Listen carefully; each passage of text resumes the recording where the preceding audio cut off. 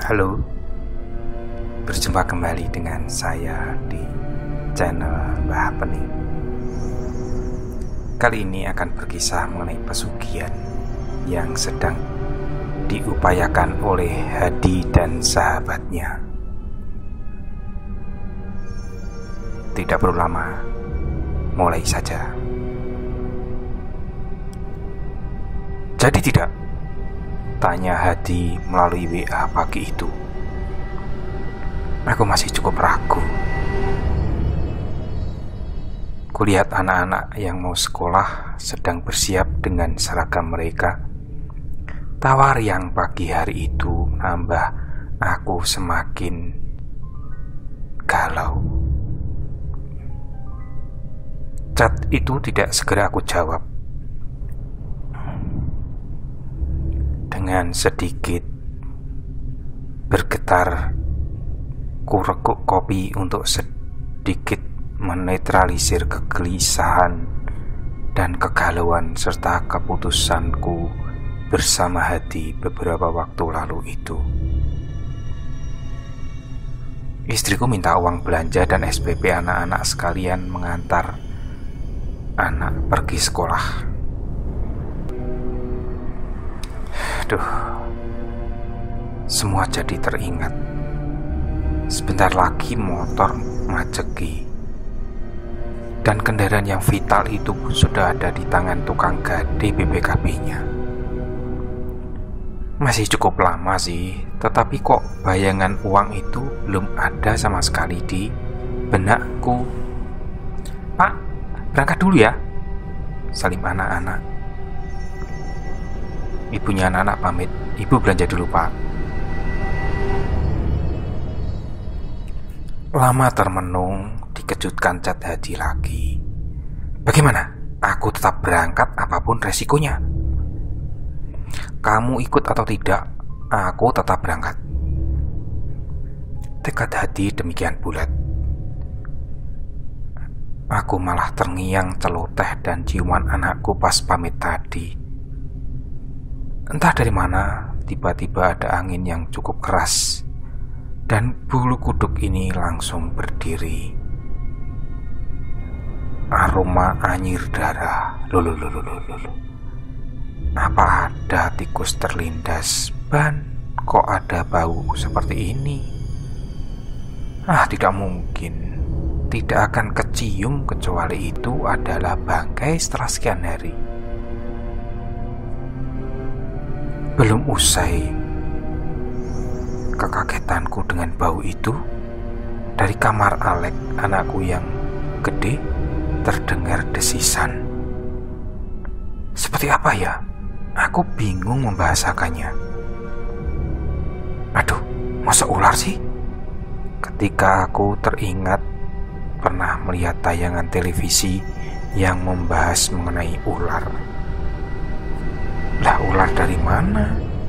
Kalau mencium aroma anyir dan desisanya itu gede banget. Aku kaget. Ternyata Hadi menelepon. Bagaimana sih kan? Bagaimana sih? Katanya sewot. Bentar, aku takut ini. Loh, kenapa? Aku tahu, rasanya aneh di rumah. Telepon Hadi aku matikan. Sore ini cukup cerah. Hadi datang mengajakku sebagaimana rencana kami. Aku izin istriku mau melihat burung yang akan kami beli. Biasa aku dan Hadi hobi soal kicauan. Istriku tidak segera mengiyakan sebagaimana biasanya. Ada yang memberati pikirannya kelihatannya. Sedikit merayu, aku bisa pergi dengan tatapan tidak rela dan berat dari istriku. Aku juga tidak nyaman sebenarnya. Sejak tadi pagi masih sama perasaanku. Perjalanan tidak terlalu jauh. Dengan berboncengan, kami sampai tempat seperti yang ditunjukkan Eyang. Ciri-ciri yang dinyatakan itu sangat jelas. Angin bertiup dengan semakin kencang, sangat dingin. Jaket aku tarik ke atas dan bagian leher aku naikkan. Dingin ini sih bukan karena angin saja, tapi soal pikiran yang tidak tenang. Gigilanku dirasakan Hadi. Halah, apa yang perlu kau takutkan sih? Tidak apa-apa, Eyang kan sudah mengatakan dan janji semua ini free, bebas. Ini hanya sarana, jalan untuk pekerjaan dan hobi kita menghasilkan uang dengan gampang. Santai saja. Takut apanya? Norak sih ya. Eyang dalam pertemuan kami yang lalu meyakinkan tidak akan ada konsekuensi apapun atas usaha atau ikhtiar kami ini. Posisi Eyang membantu, tidak mengenakan tarif juga. Apa yang perlu kami lakukan dan curigai, itu kata-kata Hadi yang diulang terus-menerus. Memangnya zaman sekarang ada makan siang yang gratis? Pemikiran itu yang menghantuiku. Aku tidak sepenuhnya yakin dengan kata Eyang, apalagi kata Hadi. Dia kan hanya sales, hanya mengulang kata-kata Eyang. Jalanan makin sepi dan tidak mulus lagi. Aku rasakan makin dingin dan suara angin serta burung malam bertambah. Bulan tua sehingga jalanan makin gelap. Sesuai dengan arahan Eyang, kami harus parkir di warung pinggir desa, melanjutkan laku dengan jalan kaki yang tidak terlalu jauh, katanya. Semua tergambarkan dengan gamblang. Lampu warung sebagaimana penggambaran Eyang sudah ada di depan mata. Sepi, hanya ada pemilik warung yang katanya juga adalah kunjan di sana.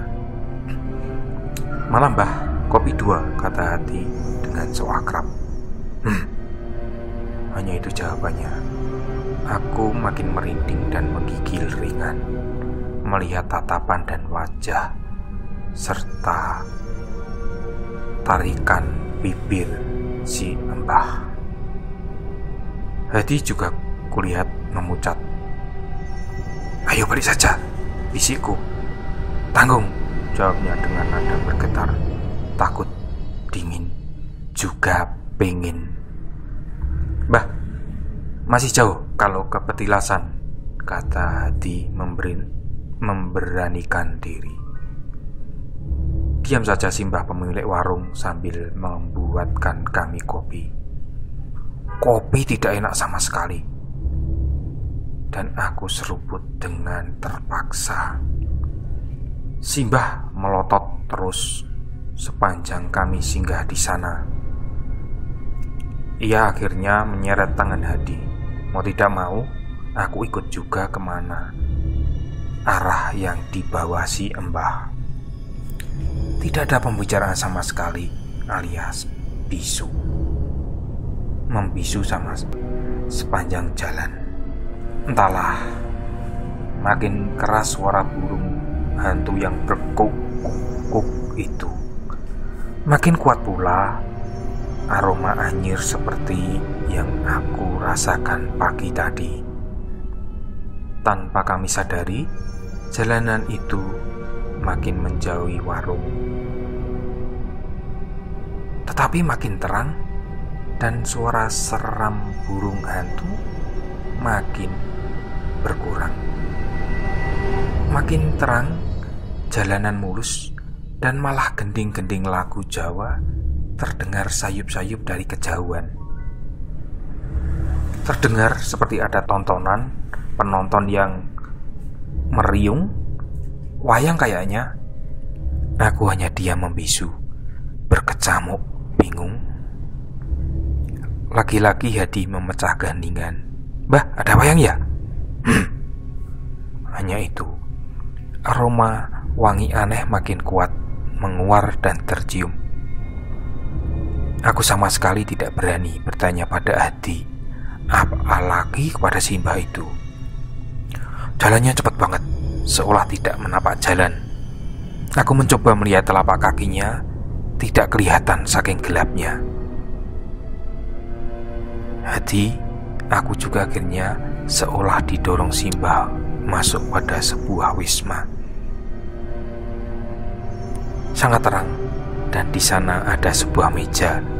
Tidak ada apapun yang dikatakan, hanya ingatan sebagaimana yang pernah Eyang katakan. Yang ada di sana makan saja. Ada 2 piring yang berisi telur mata sapi. Ini entah di mana, mosok datang-datang disuguhi telur mata sapi. Hati dengan wajah sumringah langsung lahap memakan yang ada di depannya. Ketika aku menatap piring untukku, melihat Alek yang tergolek di piring itu, aku tidak jadi makan, dan aku berdoa sebisa mungkin. Semua yang ada dalam pikiranku aku katakan kepada Yang Kuasa.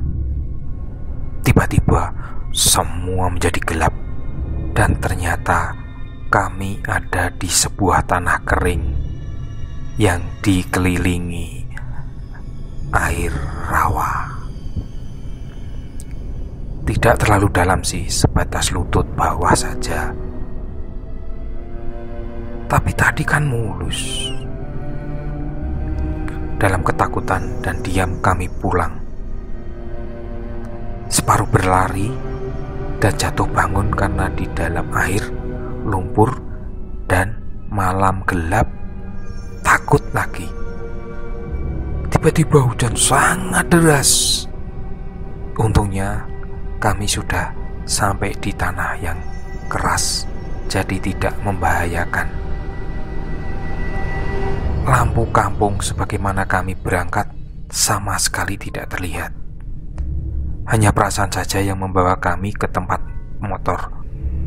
Diam 1000 bahasa, hanya nafas kami yang memburu, dan jatuh dan bangun saja yang kami alami. Cukup lama, basah kuyup akibat hujan, lumpur, dan juga jatuh berkali-kali. Tidak tahu bagaimana rupa kami, pokoknya motor kami harus ketemu. Warung itu sudah tidak ada. Dengan ketakutan bergegas, kami starter dan melaju dengan sangat kencang. Yang penting kami harus segera pergi dan jauh-jauh dari sana. Kami menuju rumah Hadi karena Hadi membonceng aku ketika berangkat. Masih tetap diam ketika gang rumah Hadi di depanku terlihat ada 2 sirine, mobil polisi dan mobil jenazah. Ada apa ini? Sambil mengurangi kecepatan motor, sayup-sayup terdengar. Ternyata ada pengumuman dari masjid kampung kalau anak Hadi yang besar meninggal. Nah, teman-teman pemirsa Mbah Pening yang setia, cerita barusan adalah salah satu kejadian yang nyata terjadi di sekitar kita. Keputusan untuk mengambil jalan pintas dengan cara mistis, gaib, akan berimbas balik ke keluarga kita. Dan perlu diingat, keputusan salah yang telah kita ambil tidak bisa ditarik kembali. Jadi, berhati-hatilah ketika mengambil sebuah keputusan sebelum penyesalan itu datang. Mbah Pening hanya bisa mengingatkan dan membagi cerita ini untuk kita renungkan. Silakan bagikan, share cerita ini ke teman-teman Anda, keluarga Anda, untuk renungan kita.